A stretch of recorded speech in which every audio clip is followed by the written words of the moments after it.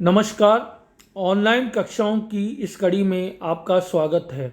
जो हमारा पिछला संवाद था उसमें हमने अरस्तु के क्रांति संबंधी सिद्धांत के अंतर्गत अरस्तु द्वारा बताया गया क्रांति का अर्थ एवं क्रांति के कारणों पर चर्चा की थी। जैसा कि मैंने आपको पहले भी बताया है कि जो विचारक होता है वो न केवल अपने युगीन समस्याओं को पहचान कर उसका विश्लेषण प्रस्तुत करता है, बल्कि उसकी उस समस्या के समाधान हेतु प्रभावी विकल्प भी हमें प्रस्तुत करता है। क्योंकि अरस्तु ने क्रांति को एक बुराई, एक समस्या के रूप में लिया है जिसने तत्कालीन यूनानी नगर राज्यों में अस्थिरता उत्पन्न की। अतः उसने इस समस्या या इस वृक्ष के प्रतिकार के रूप में अनेक प्रभावी उपायों का भी वर्णन किया है। आज हम अरस्तु द्वारा क्रांतियों को रोकने के जो उपाय बताए गए हैं या क्रांतियों के प्रतिकार हेतु उसने जो कदम बताए हैं उस पर व्यापक चर्चा करेंगे। यहाँ पर अरस्तु एक वैद्य के समान प्रतीक होता है, एक डॉक्टर के समान प्रतीक होता है, जो न केवल रोग का पता लगाता है बल्कि उस रोग के प्रभावी निदान हेतु उपाय भी हमें बताता है। डर्निंग के अनुसार अरस्तु क्रांतियों को उत्पन्न करने वाले कारणों की विस्तृत सूची देने के बाद उतने ही प्रभावशाली ढंग से उन्हें रोकने की उपाय की सूची भी प्रस्तुत करता है। अरस्तु ने क्रांतियों के प्रतिकार या उनके रोकने संबंधी उपायों को दो भागों में बांटा है। पहला, क्रांतियों के प्रतिकार के सामान्य उपाय या सामान्य साधन। दूसरा, क्रांतियों के प्रतिकार के विशिष्ट कारण। सबसे पहले हम क्रांतियों के प्रतिकार के सामान्य साधन पर चर्चा करेंगे। अरस्तु ने क्रांति के प्रतिकार या उसके रोकने का जो उपाय बताया उसमें पहला उपाय है शासक व शासित में सद्भावपूर्ण संबंध स्थापित करना। ये क्रांति को रोकने का एक उचित और सबसे प्रभावी उपाय है कि शासक और शासितों का जो संबंध है वो प्रभावी हो, सद्भावनापूर्ण हो, एक संवेदनशील हो। सरकारों या शासकों को जनता या अपने शासितों के प्रति न केवल संवेदनशील रहना चाहिए बल्कि उनके प्रति सहानुभूति, करुणा का भाव रखना चाहिए तथा स्वयं को सदैव जनहित में समर्पित रखे, ताकि समान जन या शासितों का शासकों पर सद्भाव और विश्वास बने रहे। शासन की स्थिरता रखने में ये उपाय सबसे प्रभावी है। आज तक की हम जितनी भी क्रांतियाँ देखेंगे तो हम पाएंगे कि क्रांति का जो सबसे बड़ा कारण रहा वो यही कारण रहा। आप ये अगर फ्रांस की क्रांति देखें तो वहाँ लुई वंश और जो जनता थी उसके बीच एक दरार, एक गैप, एक दूरी उत्पन्न हो गई थी, एक अविश्वास हो गया था। वो क्रांति का कारण बना। रूस में भी जार वंश के शासकों और जनता के बीच यही दूरी थी। अमेरिका का जब राष्ट्रीय आंदोलन हुआ तो ब्रिटिश सरकार और वहाँ की स्थानीय जो जनता थी उनके बीच भी ये दूरी देखी जा सकती थी। और हमने ये भी देखा है कि जहाँ शासक और शासितों में एक मजबूत, एक सौहार्दपूर्ण, एक संवेदनशील रिश्ता रहता है, वहाँ पर अगर इस तरह की कोई समस्या जनता के समक्ष आती भी है तो सरकार उन समस्याओं को पता लगाने में कामयाब होती है और जनता का वह असंतोष क्रांति या विद्रोह के रूप में उभर नहीं पाता है। तो शासक और शासितों के बीच सद्भावपूर्ण संबंध बने रहे, ये क्रांति को रोकने का सबसे प्रभावी विकल्प या कदम है। और ये न केवल अरस्तु के समय में वरन हर समय के लिए ये उपाय पूर्णतः प्रासंगिक, रेलिवेंट है। दूसरा जो उपाय अरस्तु ने बताया है कि राज्य की शिक्षा व्यवस्था ऐसी हो कि जो जनता है उसका विश्वास संविधान या शासन पर बने रहे। जो शिक्षा है वो न केवल ज्ञान की अभिवृद्धि के लिए आवश्यक होती है बल्कि शिक्षा का माध्यम या शिक्षा का उद्देश्य ये भी होना चाहिए कि जो राज्य के मूल्य हैं, राज्य या उस देश के संविधान या शासन के जो मूल्य हैं, आदर्श हैं, जो प्रतिबद्धता है, जो मानक है, वो उसका संप्रेषण वहाँ की स्थानीय जनता में हो, ताकि जनता का जो मन है, जनता का जो हृदय है वो शासक और राज्य के प्रति सदैव कृतज्ञता के भाव से भरा हो, राज्य और शासन के प्रति उनमें प्रेम हो, राज्य और शासन के प्रति अपना सर्वस्व न्यौछावर कर देने की भावना उनमें हो। शिक्षा ऐसी हो जो राष्ट्रीयता और राज्य के प्रति प्रेम को बढ़ावा दे। हमारे भारतीय संविधान में भी जो मौलिक कर्तव्य हैं उसके माध्यम से प्रयास किया गया है कि जो शिक्षा है वो राष्ट्रीय मूल्य और आदर्शों को बढ़ावा देने का कार्य करेगी। तो ये भी एक शासन को स्थिरता बनाए रखने के लिए या क्रांतियों के प्रतिकार के लिए एक प्रभावी विकल्प या उपाय है। तीसरा है कि भ्रष्टाचार रहित पारदर्शी शासन। आज तक जो भी क्रांतियाँ जहाँ भी हुई है, कहीं ना कहीं उनका कारण शासक वर्ग का भ्रष्टाचार था। जब जब भ्रष्टाचार होगा और शासक वर्ग के लोग जनता की अपेक्षा अपने निजी हितों की पूर्ति में अधिक संलग्न रहेंगे, वह जनता असंतुष्ट होगी और वो क्रांति के लिए प्रेरित होगी। क्रांति को रोकने के लिए आवश्यक है कि शासक भ्रष्टाचार रहित हो, उसका शासन पारदर्शी हो। ये ना केवल राजतंत्र बल्कि लोकतंत्र में भी सम्यक है। यद्यपि लोकतंत्र में एक परिवर्तन बुलेट या क्रांति से ना होकर बैलेट या मत से होता है, लेकिन जो शासन भ्रष्टाचार से भरा हुआ होता है, जिसमें पारदर्शिता का अभाव होता है, उस शासन के प्रति जनता असंतुष्ट होती ही है। तो पारदर्शी और भ्रष्टाचार रहित शासन की स्थिरता के लिए आवश्यक है। यही कारण है कि प्लेटो ने दार्शनिक राजा को के लिए संपत्ति और परिवार के साम्यवाद की व्यवस्था की थी, और अरस्तु भी शासकों के लिए भ्रष्टाचार रहित होना एक प्रमुख शर्त मानता है। तो ये भी एक क्रांति को रोकने का प्रभावी उपाय है। क्रांति को रोकने का जो अगला उपाय है वो कानून का पालन या कानून की सर्वोच्चता। क्रांतियों को रोकने के लिए आवश्यक है कि राज्य में कानून की सर्वोच्चता हो, नागरिकों के हृदय में कानून के प्रति सम्मान का भाव हो। शासक को चाहिए, राजा को चाहिए कि जो नागरिक कानून का अनादर करे उनको कठोर दंड दिया जाए, कानून का पालन करने वालों लोगों को सम्मान प्रदान किया जाए। कानून किसी व्यक्ति की अपेक्षा कानून का राज होना शासन की स्थिरता के लिए आवश्यक है। यही कारण है कि लोकतंत्र में रूल ऑफ लॉ या विधि के शासन के आदर्श को अपनाया गया है, जहां कोई व्यक्ति नहीं, व्यक्ति की इच्छा नहीं, बल्कि कानून सर्वोच्च होता है और कोई भी व्यक्ति हो वो कानून की नज़र में समान होता है।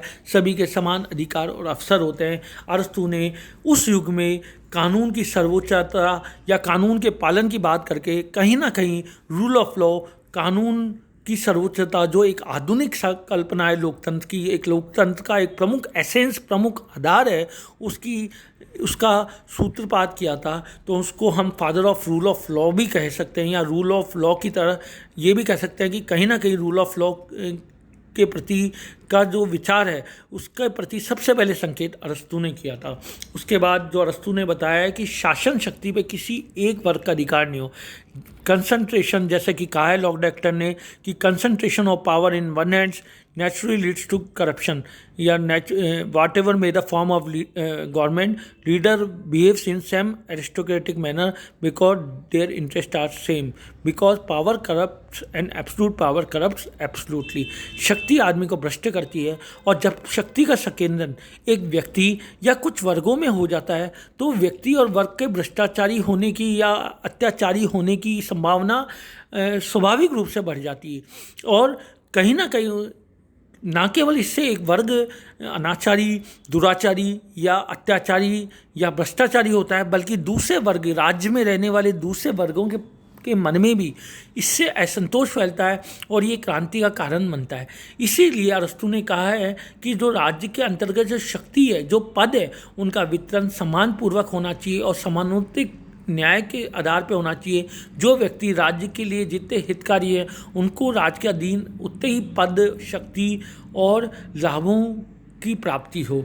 तो शक्ति पे किसी वर्ग का संकेंद्रण ना और इनका वितरण न्यायपूर्ण तरीके से हो। ये भी अरस्तु ने क्रांति के प्रतिकार का एक उपाय बताया। इसके अलावा अरस्तु ने बताया कि जो राज्य के अंतर्गत क्रांति से बचने के लिए धन है, सम्मान है, पद है, उनका वितरण न्यायपूर्ण तरीके से करना चाहिए। जब एक राजा या शासक किसी वर्ग को बिन अनुचित रूप से सम्मानित या लाभान्वित करता है और दूसरे वर्ग को अनुचित रूप से सम्मान या लाभ से वंचित करता है, तो कहीं ना कहीं असंतोष उत्पन्न होता है और वो असंतोष क्रांति को जन्म देता है। इसलिए राज के जो पद है, सम्मान है, जो लाभ है, उनका वितरण न्यायपूर्ण ढंग से होना चाहिए। इसके अलावा क्रांति को रोकने के लिए आवश्यक है कि राज्य में एक सुदृढ़ मध्यम वर्ग हो, क्योंकि मध्यम वर्ग हर प्रकार की अतियों से बचा हुआ रहता है, हर प्रकार की अतियों से विमुक्त होता है। वो ना केवल धनवान लोगों की तरह विलासी होता है, ना तो धनवान लोगों की तरह विलासी होता है, और ना ही निम्न या निर्धन वर्ग की तरह आक्रामक होता है। उसमें एक संतुलन पाया जाता है, और जब राज्य में मध्यम वर्ग होता है तो शासन में स्थिरता और संतुलन अपने आप आ जाता है। तो राज्य की शासन की, संविधान की स्थिरता के लिए आवश्यक है कि राज्य में एक प्रभावी मध्यम वर्ग की उपस्थिति हो। इसके अलावा जो अरस्तू ने क्रांति को रोकने के उपाय बताए, उसके अंतर्गत एक प्रमुख है कि राज्य में जो ऊंचे पद है उसमें विदेशियों की नियुक्ति ना की जाए, क्योंकि विदेशियों की निष्ठा आप तय नहीं कर सकते। आप विदेश, क्योंकि एक व्यक्ति जो उस राज्य का जन्मजात नागरिक होता है, उस राष्ट्रीयता का ही होता है जिस राष्ट्र का वो पद को ग्रहण करता है, तो कहीं ना कहीं उसमें उस राष्ट्र के प्रति एक भावनात्मक लगाव होता है।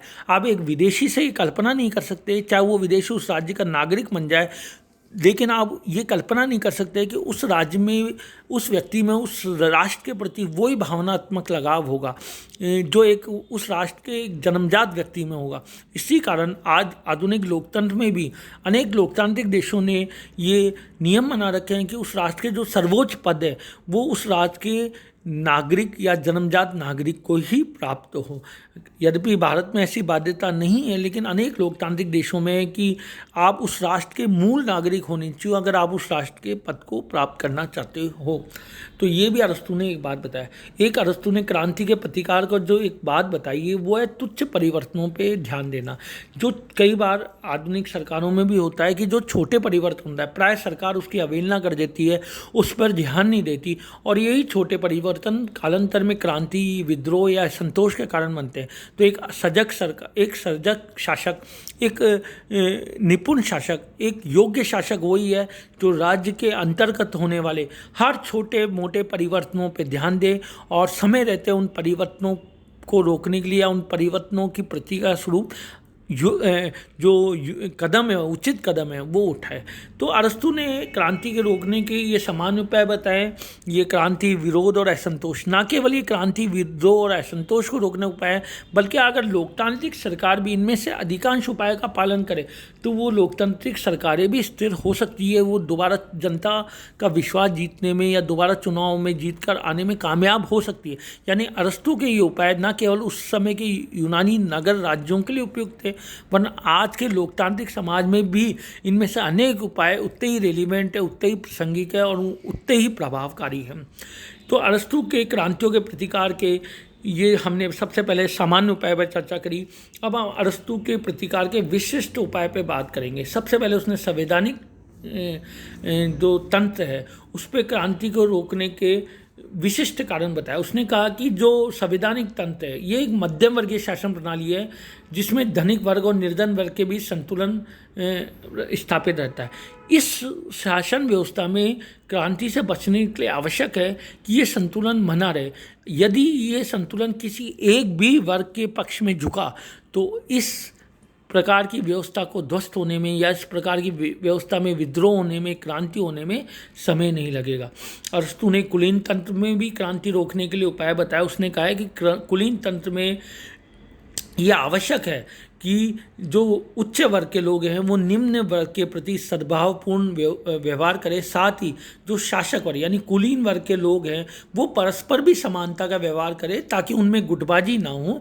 ये अगर वो परस्पर आपसी समानता का व्यवहार नहीं करेंगे तो उनमें गुटबाजी पनप सकती है और वो गुटबाजी कालांतर में क्रांति का कारण बन सकती है। इसके अलावा जो धनिक तंत्र है उसमें भी आवश्यक है कि भाई निर्धन वर्ग के प्रति, धनिक लोगों के प्रति जो ईर्ष्या होती है वो ईर्ष्या ना हो। इसके लिए धनिक वर्ग को ऐसा कार्य करना चाहिए जिससे निर्धन वर्ग के असंतोष को कम किया जा सके। प्रजातंत्र में भी क्रांति से बचने के लिए अरस्तू ने उपाय बताया। उसने कहा है कि प्रजातंत्र में शासक को चाहिए कि वो धनिक वर्ग के प्रति उदार व्यवहार करे, उसकी धन संपत्ति, उसकी मान मर्यादाओं को सुरक्षित रखा जाए, वह सुरक्षित महसूस ना करे राज्य राज्य में, जिससे उनमें असंतोष ना हो, ऐसी व्यवस्था की जाए। साथ ही जो ये वक्ता होते हैं या ये जो वाग्वीर होते हैं या कुछ जननायक होते हैं, वो जो जनता को असंतोष भड़काते हैं, उन जननायक, उन वाग्वीरों, उन वक्ताओं को भी नियंत्रण में रखना चाहिए, उन पर भी ध्यान रखा जाना चाहिए। तो ये इससे प्रजातंत्र में क्रांति से बचा जा सकता है। जहाँ तक निरंकुश तंत्र की बात है, अरस्तु ने कहा है कि निरंकुश तंत्र में क्रांति रोकने के लिए राजा को जनता का जो बौद्धिक जीवन है उसको नष्ट कर देना चाहिए, और साथ ही भारी आक्रमण का भय रखना चाहिए, जनता का कठोर दमन करना चाहिए, लेकिन साथ साथ जनता की सद्भावना निरंतर प्राप्त करते रहे, ये भी प्रयास करना चाहिए। राजा को जासूस, विशेषकर महिला जासूस भी रखना चाहिए, जो राजा को निरंतर जनता के असंतोष की जानकारी देता रहे। तो अरस्तु ने ये भी एक क्रांति को रोकने का उपाय बताया है, जहाँ तक निरंकुश तंत्र की बात है। जहाँ तक राजतंत्र की बात है, कि राजतंत्र में अरस्तु ने बताया कि राजा को यथासंभव कानून के अनुसार शासन करना चाहिए और विशेष अधिकारों का कम से कम प्रयोग करना चाहिए, ताकि जनता की सद्भावना उसको प्राप्त होती रहे। साथ ही अरस्तु ने क्रांति को रोकने का एक सामान्य उपाय और भी बताया, जो आज के संदर्भ में भी बहुत रिलेवेंट है। आज भी आप हम दुनिया में कहीं भी देख लो, जब चुनाव होते हैं तो सरकारें या उस समय राजनीतिक दल इसका प्रयोग करते हैं, वो है जनता का मन भावी या विदेशी आक्रमण से बहकान करना। यानी जनता को निरंतर ये बात, ऐसा जनता के सामने माहौल पैदा करना, ऐसा वातावरण पैदा करना कि विदेशी आक्रमण हो सकता है, विदेशी राष्ट्र से हमारी शत्रुता है, विदेशी राष्ट्रों से हमारा तनाव है, उनसे हमारी सुरक्षा को खतरा है, ऐसा भाव उत्पन्न करते रहना चाहिए, ताकि जनता जो स्थानीय समस्या है उस पर ध्यान ना दे और सदैव भारी संकट से ही बहक्रांत रहे और राज्य या शासन को स्थायित्व बना रहे। तो इस प्रकार अरस्तु ने क्रांति को रोकने के सामान्य और विशिष्ट दोनों प्रकार के उपाय बताए हैं। अरस्तु को रूढ़िवादी भी कहा जाता है, जैसा मैंने आपको बताया, क्योंकि क्रांति सामाजिक बदलाव का परिचायक है। अनेक बार क्रांति से ऐसे वांछित परिणाम होते हैं जिससे समाज में सकारात्मक असर होता है, लेकिन हमें अरस्तु की आलोचना करने से पहले उसके समय और क्रांति का जो उसने अर्थ लिया है वो भी देखना पड़ेगा। उसका समय राजनीतिक अस्थिरता का दौर था, और उस समय यूनानी जीवन के लिए और यूनानी जीवन के स्थायित्व और जनता के कल्याण के लिए आवश्यक था कि सरकारें स्थिर रहे। इसी कारण उसने अस्थिरता को एक विष और एक क्रांति के रूप में देखा और उसके प्रतिकार के लिए उपाय बताए। तो अरस्तु को रूढ़िवादी कहने से पहले हमें इस तथ्य पे भी विचार करना चाहिए, और साथ में अरस्तु ने उसूगीन परिस्थितियों से ऊपर उठकर, विचारों से ऊपर उठकर अनेक मौलिक कानून के शासन और मध्यम वर्ग की उपयोगिता, ऐसे अनेक ऐसी बात बताई जो आज भी संविधानवाद, जो आज भी लोकतंत्र के आदर्श हैं। अतः हमें सभी बातों का ध्यान में रखते हुए अरस्तु का सम्यक मूल्यांकन करना चाहिए। तो आज हमने अरस्तु के क्रांति का सिद्धांत हमारा पूर्ण हो गया भाग लेते।